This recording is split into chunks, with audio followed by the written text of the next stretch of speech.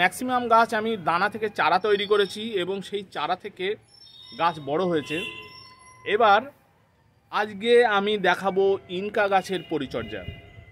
আমি কিভাবে ইনকা গাছের পরিচর্যা করেছি সেটি সংক্ষেপে আমরা দেখে নিই।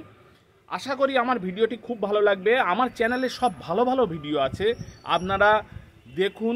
আমি চেষ্টা করি সবসময় ভালো ভালো ভিডিও আপনাদের উপহার দিতে। আমার সঙ্গে থাকুন, আমাকে একটু সাপোর্ট করুন যাতে আমার চ্যানেলটি একটু গ্রো করে। আর যদি কোনো প্রশ্ন থেকে থাকে অবশ্যই আমাদের জানাবেন। যাই হোক, কথা না বাড়িয়ে আপনাদের দেখাই। বন্ধুরা, এই যে আপনি ইনকা গাছ দেখতে পাচ্ছেন, এই সমস্ত ইনকা গাছগুলি আমি সব দানা থেকে তৈরি করেছি। ইনকা গাছের বীজ রাখা সম্ভব নয়। এই বছর আমি দানা কিনে নিয়ে এসে এই ইনকার চারা আমি করেছি। হালকা একটু শীত পড়াতে দেখুন ইনকা গাছে কুঁড়ি চলে এসছে। এই গাছটির এখনই সঠিক পরিচর্যা করার প্রয়োজন। পরিচর্যা না করলে গাছটি ঝাঁকড়া হবে না আর বড় বড় ফুল হবে না। বন্ধুরা, আর অপেক্ষা না করে এই যে ছোট গাছগুলি এখনো 1 ফুটও হয়নি, এই ছোট গাছগুলির কুঁড়ি আমি রাখবো না। যেহেতু এটি ইনকা গাছ, এর ফুল একটু বড় হওয়ার প্রয়োজন, সেই জন্য আমি সব কুঁড়ি আমি ধরে ধরে সব কেটে দেব। এইভাবে হয়তো খারাপ লাগবে যে গাছে প্রথম কুঁড়ি এসছে, কিন্তু সেই কুঁড়িগুলিকে আমি রাখবো না, কিন্তু এই কুঁড়িগুলি কেটে দিলেই গাছের উপকার হবে। সব দেখুন এই যে ছোট্ট ছোট্ট কুঁড়ি বার হয়েছে, এগুলিকে একদমই রাখার উচিত নয়।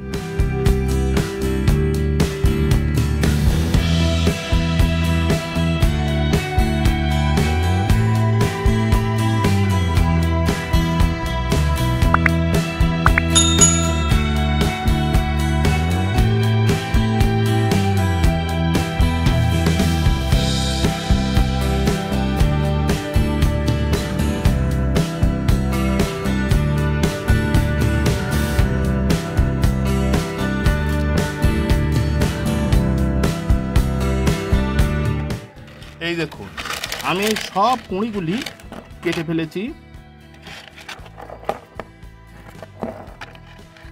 এই দেখুন বন্ধুরা, আমি এই সব কুঁড়ি আমি কেটে ফেলেছি।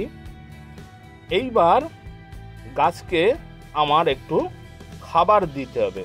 তার কারণ গাছের বৃদ্ধির জন্য এক ধরনের সারের প্রয়োজন, আর গাছে ফুল আসার জন্য অন্য ধরনের সারের প্রয়োজন। ইনকা গাছের গোড়া সবসময় যেন খুব আলগা থাকে। মাটি যদি কন্ট্যাক্ট হয়ে যায় তাহলে আপনার দেওয়া সার গাছের গোড়ায় সঠিকভাবে পৌঁছাবে না এবং গাছে জল বসার সম্ভাবনা থাকে। বন্ধুরা, এবার গাছে সার দেওয়ার পালা। এখানে দেখুন আমি 20 সার নিয়েছি। যে কোনো সার দিলে গাছে কিন্তু আপনার কাঙ্ক্ষিত ডেভেলপমেন্ট হবে না। এখানে আমি গাছকে ঝাঁকড়া করতে চাই, তাই নাইট্রোজেন, পটাশিয়াম, ফসফরাস সব সমান মাত্রায় প্রয়োজন। ছোট চা চামচের 1/2 চামচ সার আপনি একটি টবে দিতে পারেন। প্রত্যেকটি গাছেই কিন্তু আমি এই একই পরিমাণে সার আমি দিচ্ছি।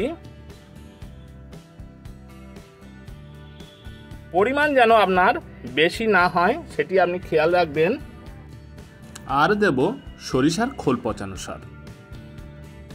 আমি 2 দিন এই সরিষার খোল আমি পচিয়ে রেখেছি, এই সার আমি দেব।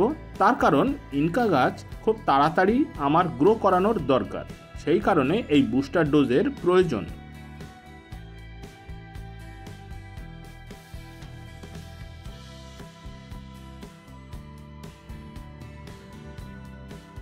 বন্ধুরা, 15 দিন পর গাছের ডেভেলপমেন্ট দেখে আপনারা নিশ্চয়ই বুঝতে পেরেছেন।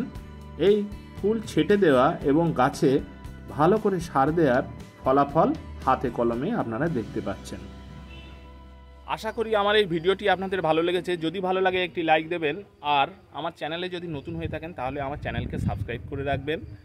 আজ তাহলে এই পর্যন্তই। আমাকে একটু সাপোর্ট করবেন যাতে আমি একটু ডেভেলপ করতে পারি, আমার চ্যানেলটা যাতে একটু ডেভেলপ করতে পারে। নমস্কার।